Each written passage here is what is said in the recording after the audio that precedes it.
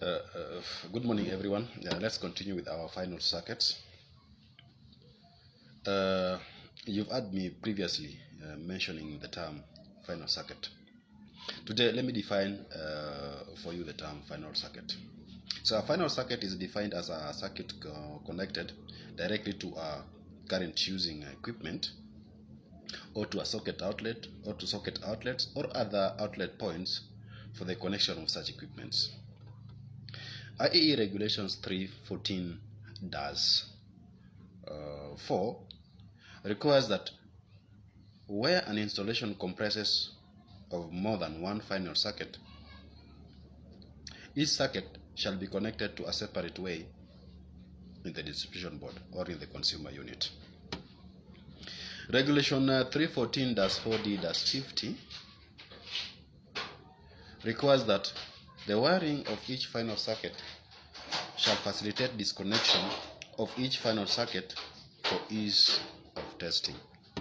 So you realize that Regulation 314-4-50 is a subset of Regulation 314-4. So this basically means that each circuit originating from the consumer unit must have its own circuit breaker. So if it's a ring final sub-circuit, then it must have its breaker. If it's a radio or a, for example, cooker, must have its breaker.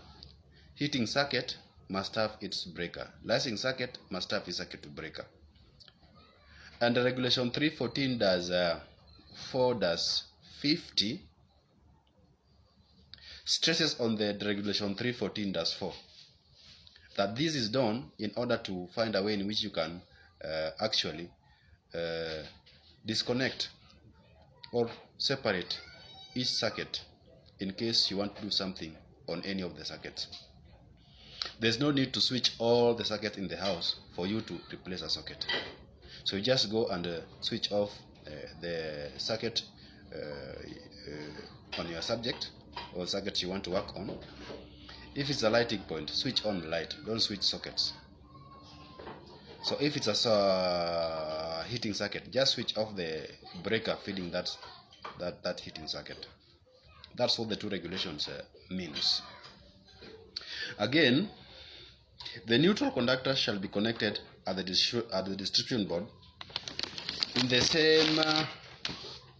same order as that in which the live conductors are connected to the fuses or circuit breakers. Remember, the neutral conductors are all connected at the neutral block in the consumer unit or in the distribution board. Regulation number 27 of the Electricity Supply Regulation Act states that all conductors and apparatus must be of sufficient size and power for the work they are called to do, and so constructed, installed, and protected to prevent any danger. So general groups of final circuits. So final circuits are grouped into 5 groups. So group 1 is final circuit rated not more than 15 amps. Group 2 is final circuit rated over 15 amps. Group 3 is final circuits rated over 15 amps but confined to feeding 13 amp socket outlets with fused plugs. Number 4 or group 4 is final circuits feeding fluorescent and other discharge lamps. And lastly, group 5 is final circuits feeding motors. So in an industrial installation, may have all 5 types, the ones I previously mentioned. But in a domestic installation, we may have only 1, 2, and 3. So when I say 1, 2, and 3, it basically means final circuits rated not more than 15 amps, final circuits rated over 15 amps, and lastly, final circuits rated over 15 amps but confined to feeding 13 amp socket outlets with fused plugs. Okay, so the type of installation and the uses of which electrical energy is put.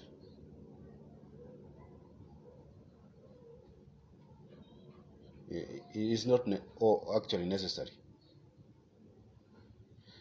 It's essential that same significant element of planning be introduced at an early stage in the design of an installation before indicating the factors which are involved in the choice of the final circuit types. A few brief notes on planning aspects will be relevant. Let's look at circuits rated under 15 amps. So a final circuit rated at not more than 15 amps may feed an unlimited number of points, provided that the total current demand does not exceed 15 amps. They include 15 amps, 13 amps, 10 amps, 5 amps, and even 2 amps. So socket outlets, lighting outlets, stationary appliances, and certain loads which may be neglected because of their current demand. Their current demand must be negligible, and that is a clock, circuit, bell, transformer circuit, electric shaver units, provided that the rating isn't greater than 5 volt amps. No diversity is allowed on final circuits or on such final circuits. The current rating of the cable must not be exceeded. So an important point to note is that if a cable size must be increased to avoid excessive voltage drop in the circuit, the rating of the fuse or circuit breaker protecting the circuit must not be increased correspondingly. So this means that if maybe you see the cable feeding a certain circuit is burning, or maybe when your appliance is on operation and the cable is getting hot, that does not mean that you go and change the circuit breaker. That means that you need to change the size of the cable, because the resistance of that cable is too high and does not allow free flow of electricity to your appliance, or free flow of power to your appliance. So the same condition would apply if the ambient temperature of a cable were to be taken into consideration. The reason for this is that the larger cables are not being chosen for the current that they can carry under favorite circuit conditions, but to provide for the special conditions in which they are being installed.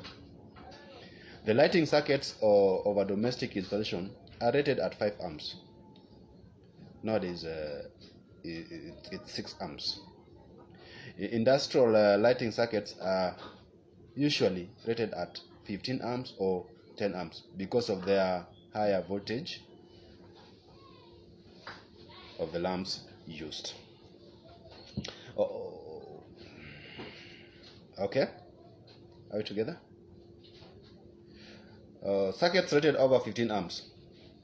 So with the two exceptions, circuit rated over 15 amps should have more than 1 point. The exemptions are circuits which feed 13 amp socket outlets and cooker units or cooker circuit. Final circuits for a cooker appliance are assessed for the current demand as follows. I think this one we discussed in our last lesson. So this is how it is being assessed. So the first 10 amps of the total rated current of the current cooking appliance plus 30% of the remainder of the total rated current of the connected cooking appliance plus 5 amp if the cooker control unit has a socket outlet. So thus, a cooker with a total load of 11 kilowatts at 240, that will be give us about 46 amps, will in fact be supplied by cables rated to carry about 26 amps, depending on the distance of the cooker from the consumer unit or from the distribution board. If a larger cooker